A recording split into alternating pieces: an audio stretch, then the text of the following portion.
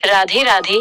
आज मधु thoughts with मधु के इस विशेष अंक में हम जीवन के उस कड़वे सच और अद्भुत रहस्य की चर्चा करेंगे जिससे हर इंसान कभी न कभी गुजरता है, और वो है अकेलापन।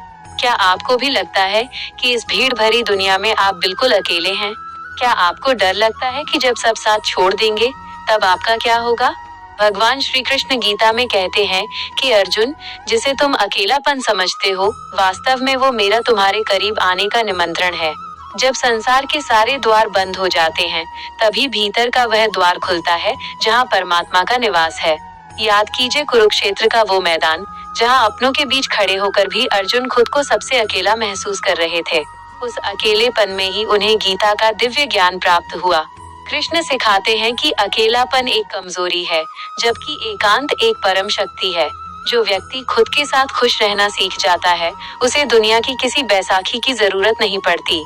एक बार की बात है, जब सुदामा द्वारका की ओर बढ़ रहे थे, उनके पास न धन था न साथी, बस फटे हुए वस्त्र और हृदय में कृष्ण का नाम था। दुनिया की नजरों में वे दरिद्र और अकेले थे, लेकिन उनके भीतर पूरा ब्रह्मांड मुस्कुरा रहा था।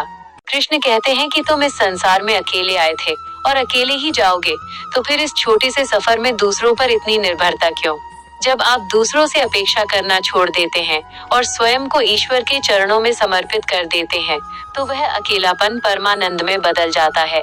कलयुग का सबसे बड़ा सत्य यही है कि जो व्यक्ति अकेले चलने का साहस रखता है, एक दिन पूरा संसार उसके पीछे चलता है। खुद के सबसे अच्छे मित्र बनिए, मौन का अभ्यास कीजिए और याद रखिए कि जब कोई आपके आंसू पोंछने वाला नहीं होता, तब स्वयं गोविंद अदृश्य रूप में आपका हाथ थामे होते हैं। अपनी आत्मा को सरल बनाइए, क्योंकि चतुरों की भीड़ में कृष्ण केवल सरल हृदय वालों के साथ खड़े होते हैं। अगर आज आप भी खुद को अकेला महसूस कर रहे हैं, तो शांत हो जाइए और महसूस कीजिए कि कान्हा आपके भीतर ही मुस्कुरा रहे हैं। जीवन के इन गहरे सत्यों को यदि आप अपने हृदय में उतारना चाहते हैं, तो कमेंट्स में जय श्री कृष्ण जरूर लिखें और अपनी आप बीती हमसे साझा करें। अध्यात्म और जीवन को नई दिशा देने वाले ऐसे ही अनमोल विचारों के लिए हमारे चैनल थॉट्स विद मधु को अभी सब्सक्राइब करें और इस दिव्य संदेश को अपने अपनों तक जरूर पहुंचाएं।